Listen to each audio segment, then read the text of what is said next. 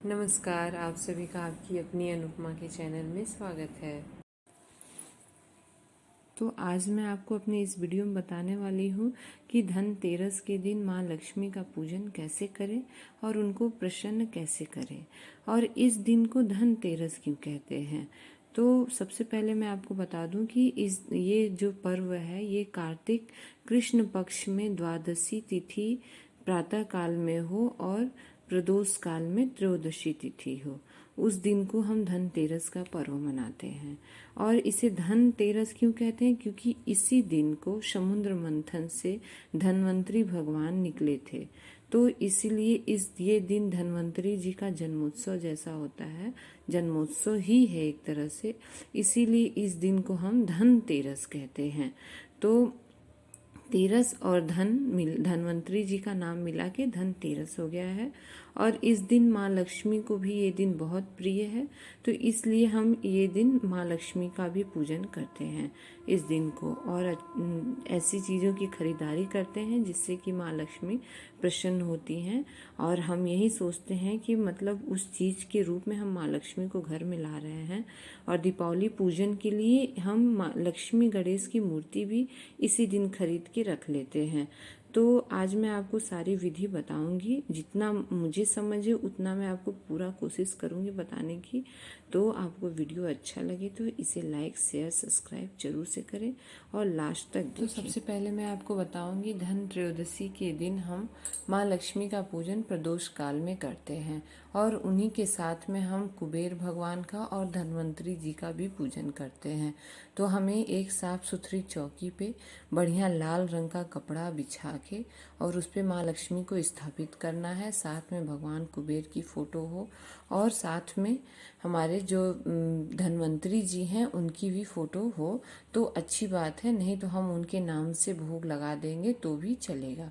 तो ऐसा करना है कि हम एक चावल रखें, चावल के ऊपर स्वास्तिक बनाएं, उसके ऊपर कलश रखें और कलश के ऊपर एक पात्र रखें जो कि अन्न से भरा हो, और उस पात्र में हम कोई भी स्वर्ण की या चांदी की कोई भी गहना हो, कुछ भी हो, तो उसको हम एक रख देते हैं। नया हो पुराना हो उससे कोई फर्क नहीं पड़ता, बस वो साफ सुथरा उसको धो के रख दें और उसकी भी पूजन करें, माँ लक्ष्मी के साथ उसका भी पूजन करें।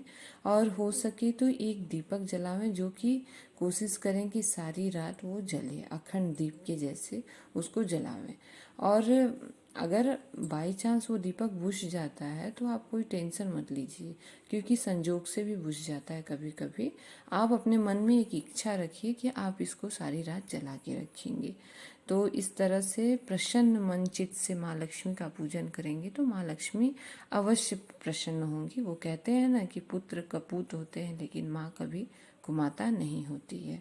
तो माँ लक्ष्मी अवश्य प्रसन्न होंगी, अपने बच्चों की वो सदैव रक्षा करती हैं। और हम अपने किचन में भी एक दीपक जलावें, जहाँ हम खाना बनाते हैं अपने चूल्हे के पास एक दीपक माँ लक्ष्मी अन्नपूर्णा जी के नाम से ज़रूर से जलावें। और जो हमारा अन्न का भंडार जहाँ रखाता है, जैसे कि हम किसी जहाँ बड़े डब्बे में अनाज रखते हैं, जैसे ज़्यादा चावल ले लिया और गेहूँ ले लिया, आटा ले लिया, ये सारी चीज़ें रखते हैं, तो वहाँ हमें एक अपने जो जैसे किसी ड्रम में स्टोर करके रखें तो उस ड्रम के ऊपर भी नीचे चावल रख के उसके ऊपर भी एक दीपक जलावें और बड़े दिए में दीपक जलावें। कोशिश करें कि वो दीपक भी सारी रात जल जाए। और इसके बाद हमें 2 दीपक और जलाने होते हैं। लक्ष्मी जी के नाम से हम अपने घर के दरवाजे के बाहर दीपक जलाते हैं, जैसे जो हमारे घर का दहलीज होता है, दरवाजे के दोनों कोनों में हम एक एक दिया जलाते हैं जो कि घी का होता है। माँ लक्ष्मी के नाम का दीपक है, इसलिए हम ये घी का दीपक जलाते हैं। इससे माँ बहुत ही प्रसन्न होती है। तो इस तरह से मैंने आपको बहुत ही सरल विधि पूजन की बता दी है माँ लक्ष्मी की, और ये पूजन हम प्रदोष काल में करेंगे। और अब आप बारी आती है खरीदारी के समय की। तो खरीदारी आपको मैं 2 समय बता रही हूँ, जैसे सुबह का 10:30 से 11:30 के बीच में बहुत ही बढ़िया मुहूर्त है, और उसके बाद दोपहर में 2 से 4 के बीच में, ये दोनों समय में आप खरीदारी कर सकते हैं। तो अब मैं आपको बताऊंगी कि इस दिन हमें किन किन चीज़ों की खरीदारी कर लेनी चाहिए। तो इस दिन हमें विशेष खरीदारी में दीपावली पूजन की चीज़ें खरीद के रख लेनी चाहिए। और इस दिन हमें धनिया अवश्य खरीदना चाहिए। लक्ष्मी गणेश की मूर्ति भी हो सके तो हम इसी दिन ला के रख लें, जो कि जिनका पूजन हम दीपावली के दिन करेंगे।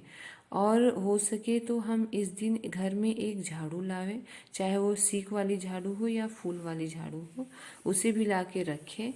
और इस दिन हमें सफ़ेद रंग की वस्तुओं की खरीदारी अधिक से अधिक करनी चाहिए, जैसे चावल हो गया, नमक, मोती, इन चीज़ों की खरीदारी करनी चाहिए। इस दिन हमें धन्वंतरी जी की प्रसन्नता के लिए अपने काम में आने वाली दवाइयों को भी खरीद के रख लेनी चाहिए और उन्हें दान भी करनी चाहिए। और जैसा कि मान्यता है कि धन्वंतरी जी औषधियों की देवता हैं, तो उन्हें इससे बहुत ही प्रसन्नता मिलती है। और इस दिन के लिए मैं आपको विशेष अपने काशी की बात बताऊंगी। हमारे काशी में माँ अन्नपूर्णा के दरबार में विशेष प्रसाद मिलता है, जिसे घर में रखने से दिन दुगुना रात चौगुना धन की बढ़ोतरी होती है, तो हमें उसको ज़रूर ला के रखना चाहिए। इसी के साथ मैं वीडियो का एंड करती हूँ। आपको मेरा वीडियो कैसा लगा मुझे कमेंट करके ज़रूर बताएं। अच्छा लगा तो इसे लाइक, शेयर, सब्सक्राइब ज़रूर करें। Okay, bye. Thank you for watching.